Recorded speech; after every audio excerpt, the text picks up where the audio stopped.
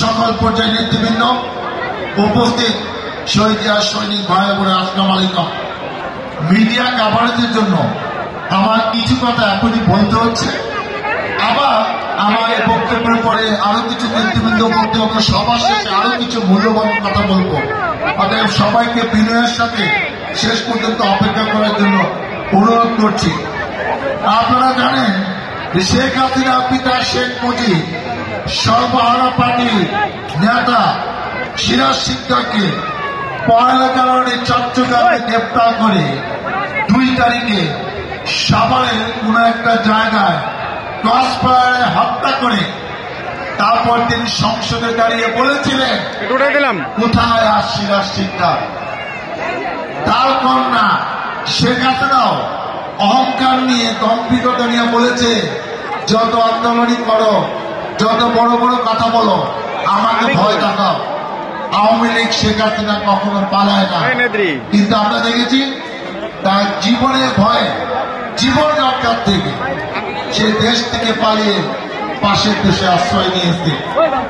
এবং আপনারা জানেন যে এই মানবতা বিরোধী ট্রাইব্যুনাল, যেটা তার নিজে হাতে তৈরি করেছে বিরোধী দলকে মোকাবেলা করার জন্য, সালাউদ্দিন কাদের চৌধুরী সহ অনেককে যে ট্রাইব্যুনালে ফাঁসির রায় দিয়েছে, কার্যকর হয়েছে, সব ফাঁসি হয়ে গেছে, সেই ট্রাইব্যুনালে কিছুদিন আগে শেখ হাসিনাকেও ফাঁসির রায় দিয়েছে।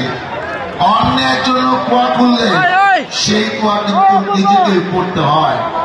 আপনি দেখেন পৃথিবীর ইতিহাসে নয়, একটি সরকারের পতন হলে সেই সরকারের যারা নির্বাচিত মেম্বার, চেয়ারম্যান, মেয়র, কাউন্সিলর, উপজেলা চেয়ারম্যান, এমপি, মন্ত্রী সবাই শুদ্ধ বলে, তারা এত জনপ্রিয়, তাদের না লক্ষ লক্ষ ভোট দিতে জনগণ, তারা এখন পালায় কেন?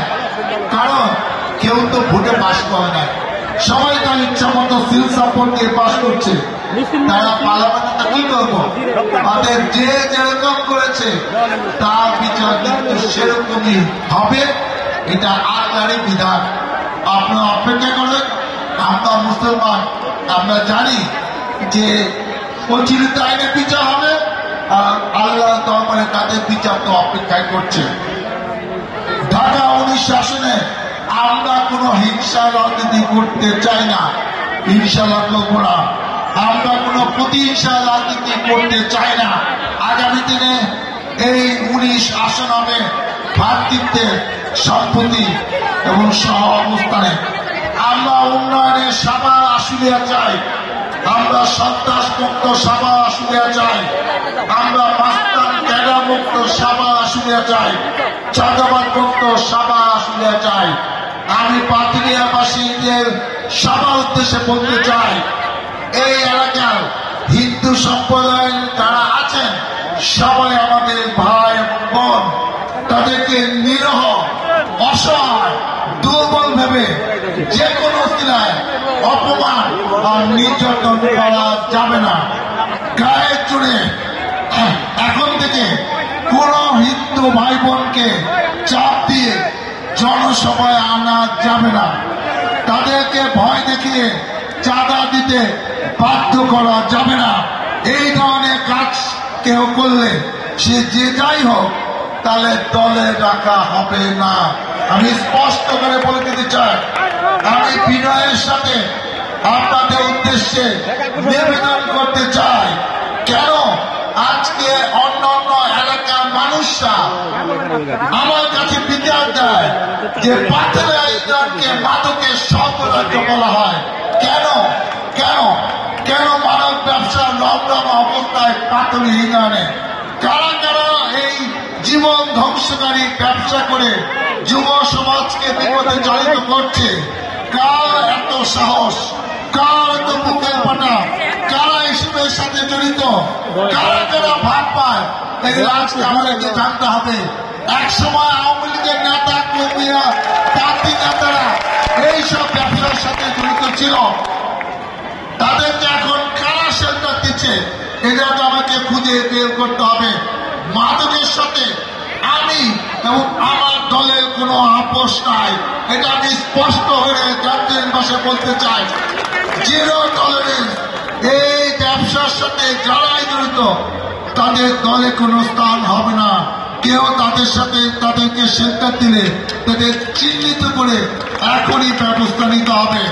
আমি পাথালি ইউনিয়নের দুই বিশিষ্ট নেতা, একজন আশুলিয়া থানা বিএনপি সহসভাপতি আপনাদের বাসের দেওয়ান, আরেকজন পাথালি ইউনিয়ন বিএনপি আব্দুল সুমানকে অনুরোধ করছি, কোন আমাদের ব্যবসা সমাজ আশুলিয়াতে পাথালিয়াতে হবে না। আপনারা যদি এগুলো নিয়ন্ত্রণ করতে না পারেন, আপনারা কেমনে আগামীতে চেয়ারম্যান হবেন, কেমনে আরো বিএনপি বড় পদ দিয়ে মানুষের সেবা করবেন, এটা আমি জানি না। আমি দেখতে চাই 7 দিনের মধ্যে এই পাথরে কোনো মাদক ব্যবসা থাকবে না। আমি আপাতত 9 হাতে কোনো মাদক ব্যবসা থাকবে না। আমি বাসের বাইকে দায়িত্ব দিলাম, ঘুঘুদিয়াতে কোনো ব্যবসা আমি দেখতে চাই না, সুবনকে দায়িত্ব দিলাম। এই দুইজন যদি 3-4 দিনের মধ্যে এটা করে, অন্যান্য কোন গ্রাম কোন ওয়ার্ডে আছে সেটা তাদের নিয়ন্ত্রণ করতে হবে। আমার কাছে অনেকের নাম আছে, সম্মানের স্বার্থে আমি তাদের নাম বললাম না, কিন্তু এটা নিয়ন্ত্রণ না হলে আমি এমপি হয়ে লাভ কি? আমার এই এমপি দরকার নাই। আমি ইলেকশনে আগে দেখতে চাই যে না, আমাদের কথা জনগণ শুনে কোন অন্যায় কাজের সাথে আমি আমার দলের কোন নেতা কর্মী জড়িত না, এই প্রমাণ এখনই দিতে হবে।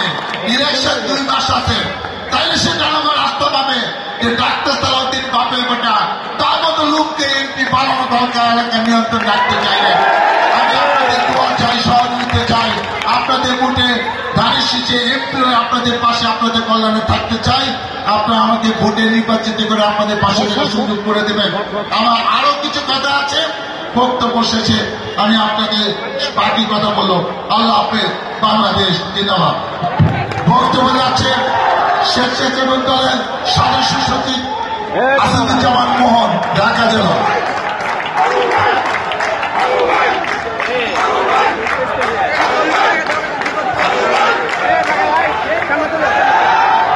বিসমিল্লাহির রহমানির রহিম। পাথালি ইউনিয়ন বিএনপি কর্তৃক আয়োজিত বিএনপির ভারপ্রাপ্ত চেয়ারম্যান জনাব তারেক রহমানের 31 দফা বাস্তবায়ন উপলক্ষে আজকের আলোচনা সভা উঠান বৈঠকে